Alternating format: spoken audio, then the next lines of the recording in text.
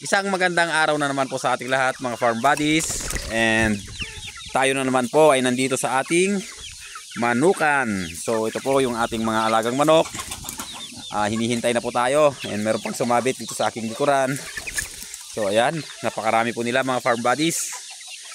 So ngayong araw ay pag-uusapan po ulit natin kung bakit nga natin pinakawalan itong ating mga alaga. So actually nung nakaraan sinabi na po natin yung rason, pero may isa pang mas matinding rason, no, kung bakit ganito na po yung ginawa natin. Dahil nga gusto na po nating mag-focus sa layer na mga manok. So dumating na po kasi yung ating hinihintay na cage na pag-uumpisahan. At ano lang po yon, ang capacity niya muna is 96 yung capacity niya. So yun po yung pag-umpisahan natin guys, no, mga farm buddies. So sa ngayon is magpapakain muna tayo ng ating mga alaga. Dahil nga sa kinukulit na po tayo. So ayan, mag-alas 11 na rin kasi ng tanghali. At ngayon lang po tayo nakapunta dito sa ating manukan. Ayan, so grabe, no. And may ini-expect po tayong magiging mortality natin ngayon. Yung dalawang may sakit. Kahapon is medyo hindi na maganda yung kanilang condition. But by the way, magpakain muna tayo ng ating mga alaga dahil nga sa tuka na po sila ng tuka sa aking paa. So ayun, ang ipapakain pa rin po natin sa kanila ay pellets or crumble. Dahil nga sa ito ay parang supplement na lang po nila, no? At hindi na po sila maligaw. So ayun, no, chocolate. So ayun guys, oh, nakakatuwa magpakain guys pagka ganito yung ating mga pinapakain araw-araw. So sana naman hindi po sila madisgrasya. So ayun, medyo kulang na kulang po yung kanilang tubig. Magdadagdag po tayo ngayon ng waterer para naman sapat pa rin yung kanilang tubig na iinumin habang tayo po ay wala. So ayun na nga guys, no, mag-ano na po tayo, magpo-focus po tayo sa paitloging manok. Dahil yun naman po talaga yung talagang gusto natin noon pa.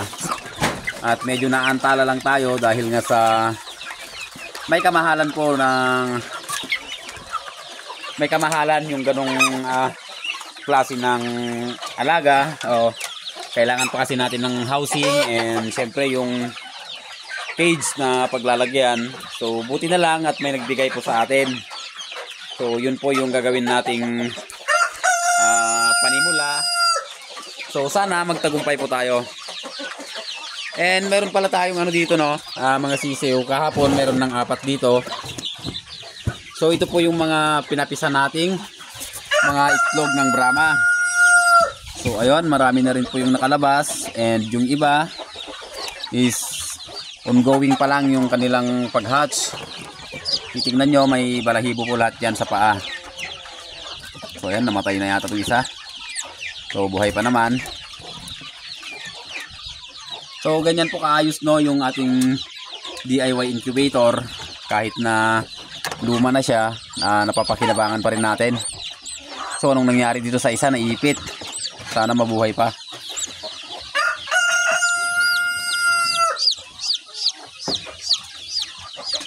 So ayun guys, meron na pong 3, 6, 9 na nakalabas. Pero hindi natin sure itong isa kasi nadaganan. So hindi po natin maiwasan yan. Talagang ganyan po yung sitwasyon. So itong isa medyo mahina pa. So diyan lang muna sila. And by tomorrow siguro ibababa na po natin sila. And dito naman, nandito yung mga ibang sisiw natin. Nasa 30 heads po mahigit itong ating mga nandito. So hindi ko pa sila pinapakawalan. And balak ko po dito is palakihin natin na confine. And lahat po ito is ibibenta natin. So dito napansin ko kasi nung nakaraan ay medyo nadidisgrasya yung ibang mga alaga natin dahil nga siguro sila po ay nagugutom at late na po tayong umaakyat. May nadadatnan po ako na na tinutukan ng ating mga alaga, and ayun, nag-hatch na rin po yung isang Muscovy ducks natin doon. So yan, pakain lang po tayo. At hindi natin nagagawa ng naaayon sa ating deadline yung ating mga gawain dahil nga sa sobrang dami po ng ating ginagawa. Gaya po ngayon, tayo po ay nagpapatanim ng palay, kaya late na naman po tayo na umakyat. So ayan guys, dami ng sisiw. So kailangan na rin pakawalan tong mga to para yung mga bagong hatch naman yung ilagay natin dito sa pen or scratch pen. So ayan, palakasin muna natin sila bago nating pakawalan. And yung pabo natin, dito na po siya ng itlog. So maganda naman, hindi ko na po siya i-collect.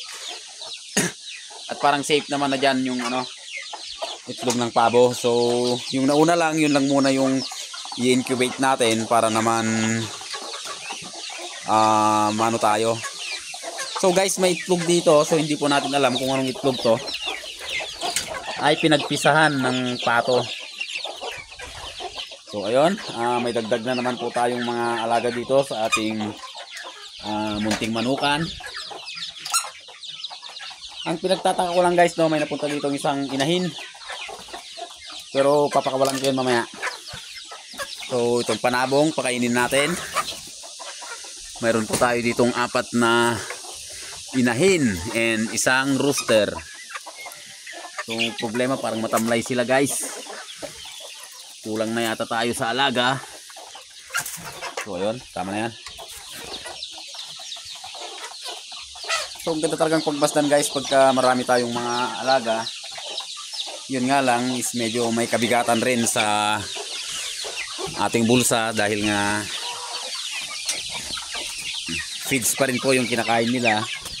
Buti na lang ngayon at pinakawalan natin yung iba para naman kahit papano ay makatipid tayo. So ayun guys, what a nice view.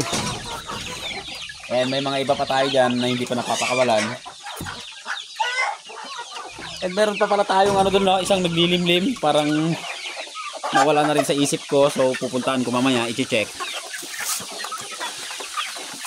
Grabe katakaw itong mga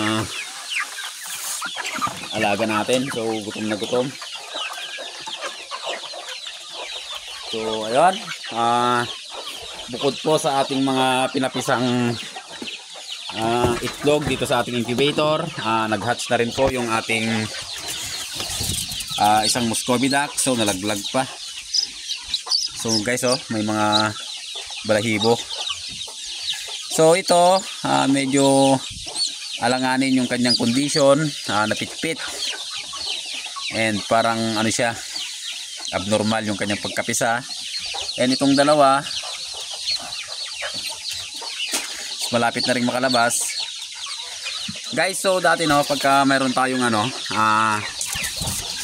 itlog na nakikitang nahirapang makalabas yung sisiw, tinutulungan po natin. So sa ngayon, okay naman yung pagpisa ng ating incubator, kaya pinababayaan na lang natin. So yun. Guys, abangan nyo po yung ating ipapatayong pabahay ng ating mga layer na manok.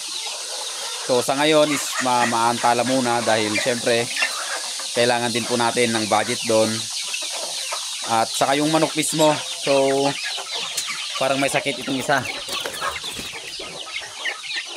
May sakit nga ng isa.